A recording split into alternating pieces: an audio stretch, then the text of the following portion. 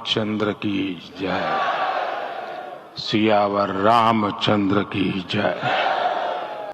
हमारे राम आ गए हैं।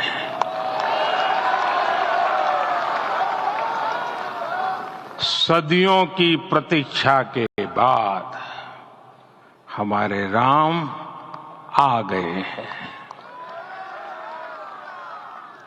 सदियों का अभूतपूर्व धैर्य, अनगिनत बलिदान, त्याग और तपस्या के बाद हमारे प्रभु राम आ गए हैं।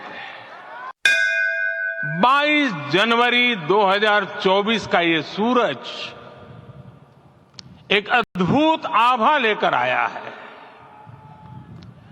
22 जनवरी 2024 ये कैलेंडर पर लिखी एक तारीख नहीं, ये एक नए काल चक्र का उद्गम है।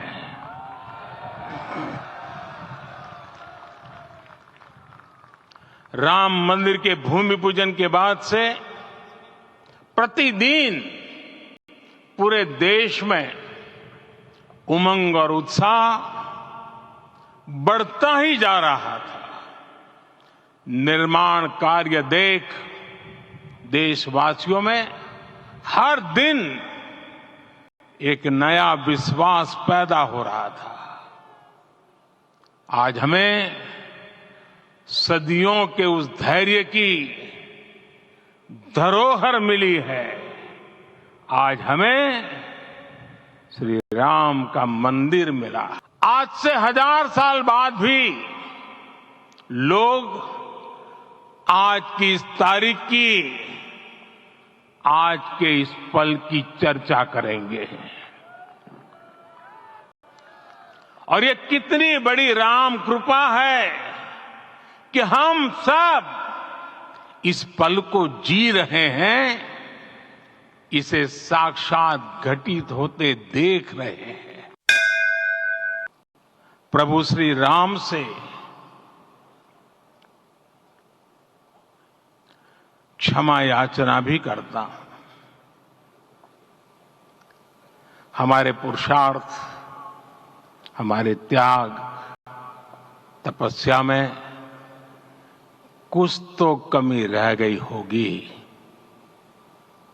कि हम इतनी सदियों तक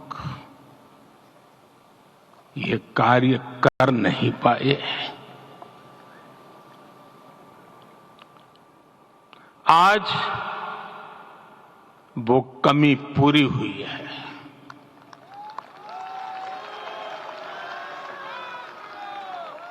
मुझे विश्वास है प्रभु राम आज हमें अवश्य क्षमा करेंगे। जब कुछ लोग कहते थे कि राम मंदिर बना तो आग लग जाएगी, ऐसे लोग भारत के सामाजिक भाव की पवित्रता को नहीं जान पाए। रामलला के इस मंदिर का निर्माण भारतीय समाज के शांति, धैर्य, आपसी सद्भाव और समन्वय का भी प्रतीक है। हम देख रहे हैं ये निर्माण किसी आग को नहीं बल्कि ऊर्जा को जन्म दे रहा है। राम मंदिर समाज के हर वर्ग को एक उज्जवल भविष्य के पथ पर बढ़ने की प्रेरणा लेकर आया है। मैं आज उन लोगों से आह्वान करूंगा, आइए आप महसूस कीजिए, अपनी सोच पर पुनर्विचार कीजिए। राम आग नहीं है, राम ऊर्जा है। राम विवाद नहीं, राम समाधान है। राम सिर्फ हमारे नहीं है, राम तो सबके हैं। राम वर्तमान नहीं, सिर्फ वर्तमान ही नहीं, राम अनंत काल है। अयोध्या का यह उत्सव रामायण की उन वैश्विक परंपराओं का भी उत्सव बना है। रामलला की ये प्रतिष्ठा वसुधैव कुटुंबकम के विचार की भी प्रतिष्ठा है।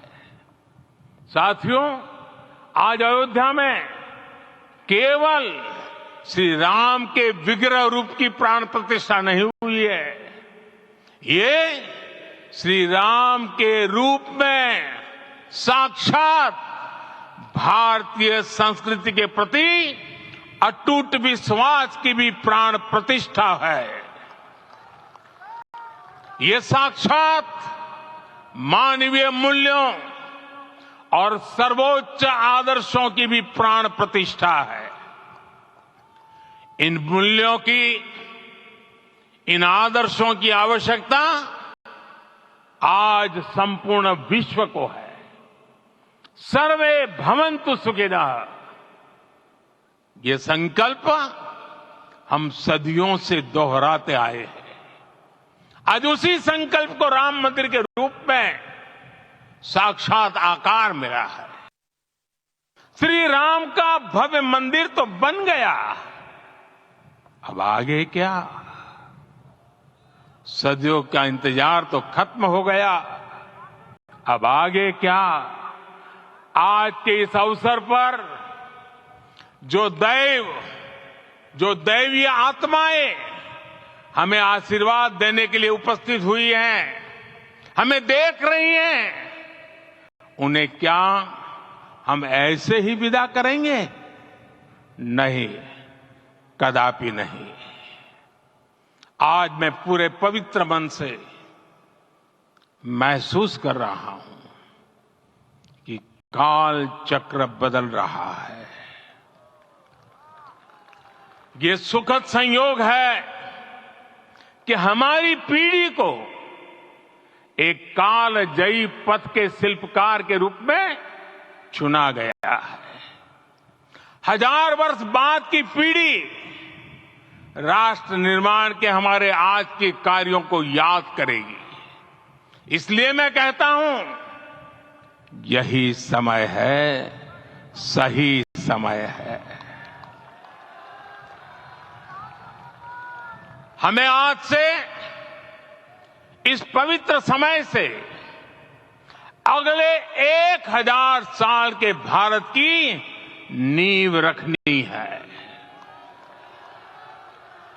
मंदिर निर्माण से आगे बढ़कर अब हमें सभी देशवासी यहीं इस पल से समर्थ, सक्षम, भव्य, दिव्य भारत के निर्माण की सौगंध लेते हैं। दूर सुदूर जंगल में, कुटिया में जीवन गुजारने वाली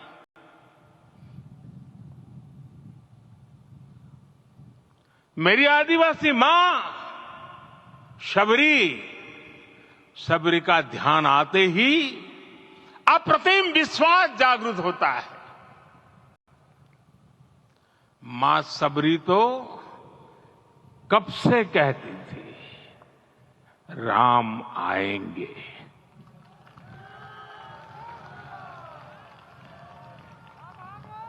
प्रत्येक भारतीय में जन्मा यही विश्वास समर्थ, सक्षम, भव्य भारत का आधार बनेगा।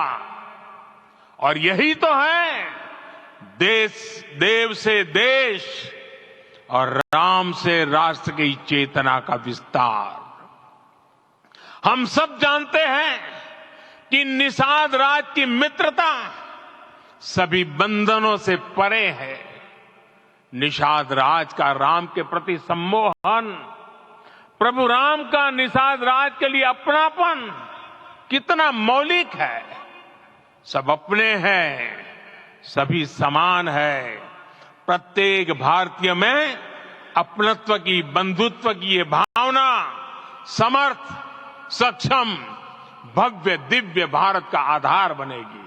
और यही तो है देव से देश और राम से राष्ट्र की चेतना का विस्तार।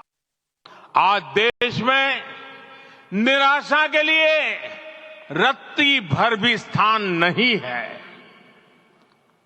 मैं तो बहुत सामान्य हूं, मैं तो बहुत छोटा हूं, अगर कोई ये सोचता है तो उसे गिलहरी के योगदान को याद करना चाहिए। गिलहरी का स्मरण ही हमें हमारी इस हिचक को दूर करेगा, हमें सिखाएगा कि छोटे बड़े हर प्रयास की अपनी ताकत होती है, अपना योगदान होता है। और सबके प्रयास की यही भावना समर्थ, सक्षम, भव्य, दिव्य भारत का आधार बनेगी। और यही तो देव से देश और राम से राष्ट्र की चेतना का विस्तार।